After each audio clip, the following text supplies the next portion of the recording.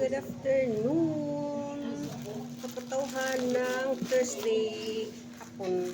Press ko sa inyo ang aking chia seeds na order kasi paubos na yung chia seeds ko kaya nag-order na ako kaagad kasi isang or 5 days na lang yun.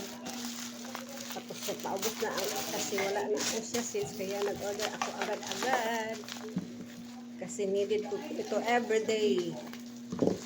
Yung chia seeds ng aking buhay. 1 kilo po ito. Ayan, chia seeds. Kararating lang. Order ko last week. Ayan, thank you kaayo. Kararating lang, hindi pa naubos yung, pero konti na lang, mga 5 days na lang yun.